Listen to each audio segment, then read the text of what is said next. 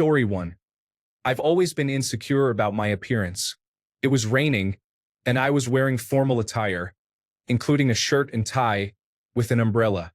Two girls passed by and said how attractive I looked. That compliment made my day and remains the only one I have ever received. It truly meant a lot to me and changed the way I viewed myself. Story 2. What did your mother do to raise you? I want my son to grow up to be a man like you. It is a genuine compliment, but goddamn, that is arguably the nicest thing someone has ever said to me. Story 3. I'm short. For a brief period, I dated a very short woman. One day, we were at a concert, hugging and slow dancing, and she looked up at me with a very loving look and said, "You're my size." Then she buried her face in my chest. This was the first and only time I felt loved because I was short and not in spite of it. Being a short man comes with many insecurities. To this day, I still think of that moment as probably the sweetest thing anyone has ever said to me and probably the most attractive I have ever felt in my life. I don't think I have ever felt as safe and secure as I did in that moment. Story 4. This is not a romantic matter because these girls were too young for me, but I had a few jobs where I trained younger college girls who were working for the summer or part-time.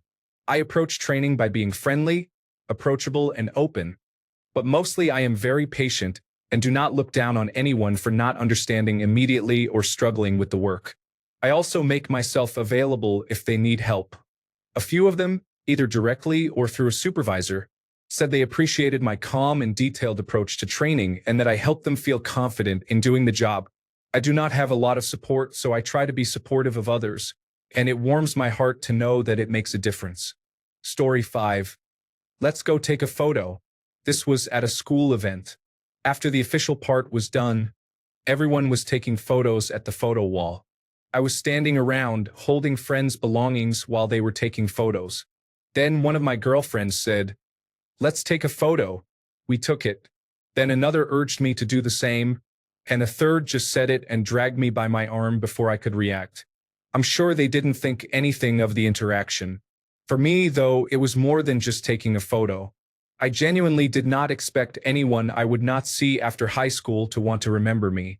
I don't doubt that our friendships are real, but it felt like they would be exclusive to school and stay there. Their insistence showed me otherwise. Story 6. One of my little sister's friends once told me she would have loved having a big brother like me. This particularly touched me because back then I used to feel a bit unwanted by my own family. Story 7. And how are you doing? Are you holding up all right? Of course, I said I was all good. But I would be lying if I said I did not go home and cry. She was the only friend I had who bothered to ask. Story 8. Husband likes hearing, "You are always working so hard for us." After he has had a bad day at work, we say us frequently. Story 9. Not so much what was said, but when leaving my last job, I worked with almost all women, and it was an emotional day letting them know I was putting in my notice. It was nice knowing I would be missed and that people enjoyed having me around. I can find it really hard to feel wanted sometimes. Story 10. You are my constant. I could not do this without you. Of course, I hugged and nodded, but inside I cried happy tears. Of all the things you can say to a man, this is it for me. Story 11. My ex told me I seemed to have innocence at heart. As someone who came from a really bad home life and was told I was basically born guilty or bad, it meant the absolute world to me that someone saw me that way. Story 12. Just checking in. This was right after I was told that I could not play basketball or any sport that puts heavy strain on the knees because of cartilage damage. It was my whole life.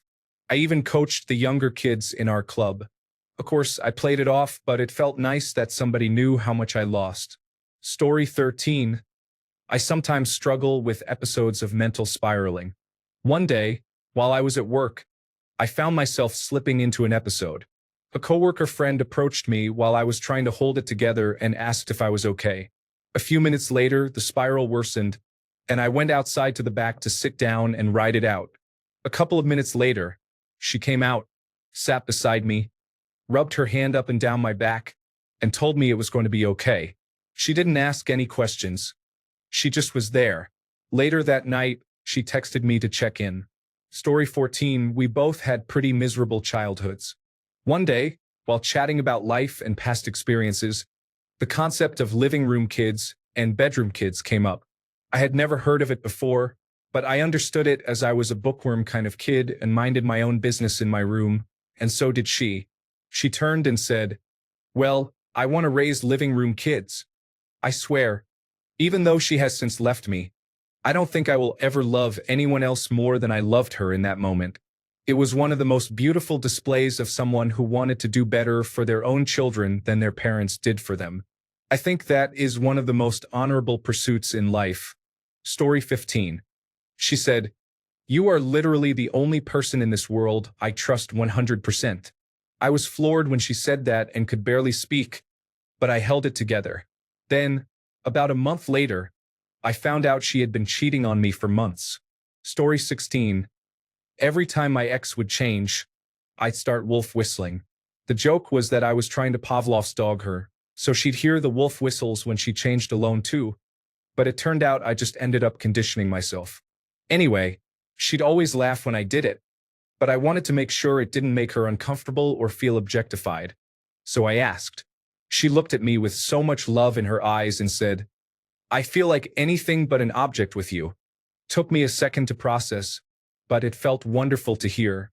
I don't think I'll ever forget that moment, especially since the relationship dynamic I had modeled for me growing up was highly dysfunctional and abusive. Story 17. Went for a drink with a girl I had dated briefly, then had a friends with benefits relationship with. She said she was falling in love, so we stopped, obviously. I think she was smart to catch it early, so it was not too devastating to her. After a break, we remained good friends. One time, not long after the friends with benefits relationship ended, she recalled a time when we were having a drink in a pub. I once or twice apologized to her for stopping the conversation, but briefly had to point out a cute young baby with its parents at another table who was looking at me and smiling. I was just smiling back and poking out my tongue because who does not love a happy baby?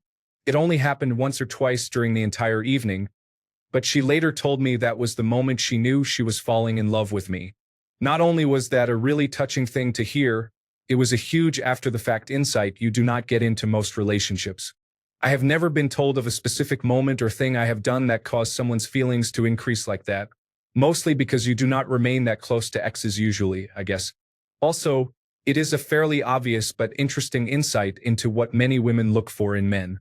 If I had been into her as well, it could have gone really fast from "man appears to be good with baby" to say "man now has a baby." She also told me I helped her get over her severe anxiety of having guys perform oral sex on her because I so clearly enjoyed it and told her that sex goes both ways. It is about her too, and I was not about to receive without reciprocating. Story 18. You are wanted. You are loved, and please do not ever leave. I want you in my life, and you are the reason I feel heard and understood right now. Story 19. I'll let you pick first because I know you don't like germs. She was a cheater, but she was very sweet. Story 20. My girlfriends tell me they feel safe and comfortable with me and that they appreciate me. I said thank you very much. That means a lot to me. When they left, I cried a bit because it meant so much to me. Story 21. My dad says you bought me the right tires for my car. Her dad can fix anything, and I am good at fixing things. I received approval from 2 people at once and confirmed that I am good to go to marry her. Story 22. Even though you have your own struggles, you always show up when your friends need you. Best friend's wife. Story 23.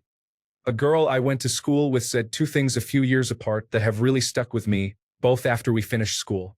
The first was during the 2020 United States election. I'm very much into politics, so I was keeping track and doing explainers for people on my Instagram, essentially informing them about what was happening, why it was happening, and how things work. We're Australian, so many of my friends don't have a great understanding of the United States system. This girl messaged me on Instagram and told me how much she appreciated it and how cool what I was doing was. That was the year after we finished school. Fast forward a few years, we were at our 5-year high school reunion. I had still been posting stuff on Instagram about politics.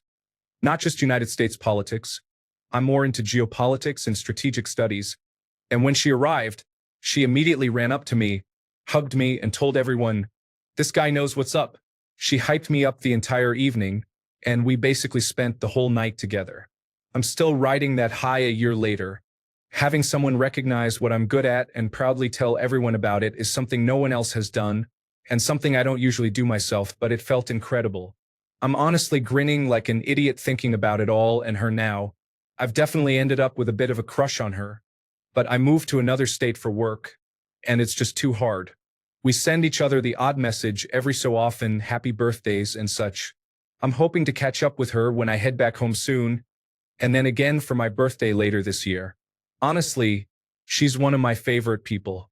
Story 24. After our second date, my date said, "When can I see you again?" Before that day, I could not remember anyone being that enthusiastic or excited to spend time with me. We have been together now for over a year, and she is the most amazing woman I know. I still try my hardest every day to make her feel as special as she makes me feel. Story 25. Yeah, I will be praying that works out for you all. I know you would make a good dad. I received this via text. Being a terrible dad is my second greatest fear. So reading this from a longtime friend just catching up means the world to me. Story 26. Let's find a good yard service that cuts and trims to your standard. I will pay. She said this after the stent placement in my right coronary artery. While I was feeling much better afterward, she was very concerned about keeping me around for a long time. It hit me later that she was willing to do anything in her power to keep me in her life. Story 27. A few things from a girl from a long time ago. I joked about my plane crashing and that if it crashed, I wanted to let her know that I liked her a lot. Like a lot. Beginning stages of a relationship. She replied with something like, "If it does, then I want to let you know that I feel happy, for once in my life." The other thing would be after she ended things in the worst way possible. She apologized months after she had messed things up. In person, she was tearing up. I forgave her. You don't have to, meaning that I didn't have to forgive her. Then she told me, "You're a better person than I am," referring to forgiving her.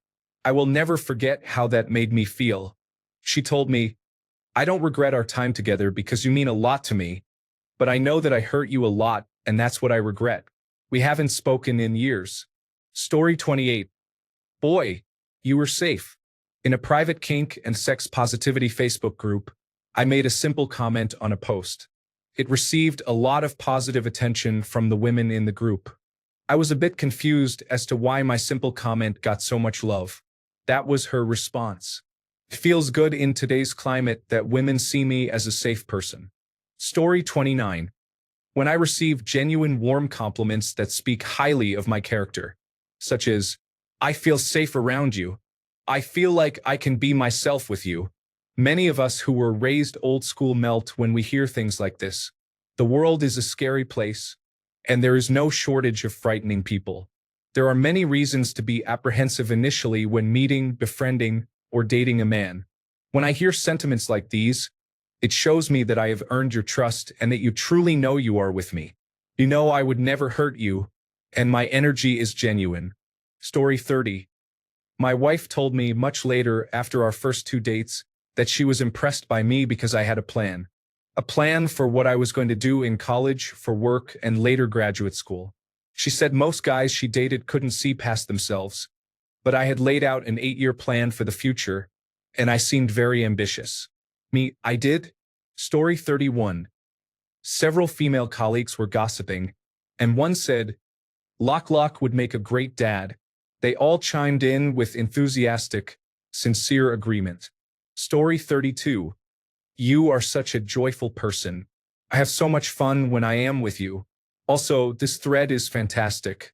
Compliment the boys in your lives, ladies. Story 33. My friend told me that she can relax around me, since I'm usually alert of my surroundings. She felt very relieved thanks to me. Other than that, I had already clocked out of work when an older lady asked for help. No one was assisting her. My friend refused, and another coworker couldn't leave her area unattended. So I decided to help her. She was so happy that she asked for my name and said, "You're a good person." And then she walked away. Story 34. I am honored to have been part of your journey. This means more to me than any standard romantic message. Story 35. You're such a babe. During my university days, I was paired with these women who were so attractive that I almost felt intimidated. They also had a habit of flirting, so when one of them said this, I dismissed it at the time. But when I got home, it was all I could think about. I know it was fun and games, but it's the fact they didn't think less of me by not flirting that got me. Story 36. After she divorced me from a 15-year marriage, she admitted that she never really gave herself fully to me. That was 10 years ago. Yeah, that deeply touched my heart. Story 37. I didn't really understand the for better or worse part of it when we said it to each other. But 17 years later, it is very emotional thinking about how much I needed her through the worst parts. I am going to tell her about this immediately and more often. Story 38. Two things. She once called me a sex stallion. Like many men, I struggle with perceived inadequacy in this area due to a few things. Also, recently she said I was just amazing because I fully took over some child healthcare responsibilities. It wasn't my intention to amaze her. I just needed to make sure the child got taken care of. Story 39. A girl once told me she was worried about my marijuana use and prayed for me. Usually, no one outside of my family cared about what I do. Story 40. You have the most gorgeous green eyes. I still remember that one from many years ago. I feel safe with you. I can be myself around you. You have such fun, playful energy. I remember this one from a colleague at the zoo many years ago too. Story 41. One female friend always asks me to walk her home at night and says, "You make me feel safe." Another female friend, age 21, told me that I, age 28, am a walking positive sign and that she wishes I was a few years younger so she could date me. Story 42. You made me realize there are men out there I can trust after I let her open up to me about her sexual assault trauma, and I supported her like a friend should.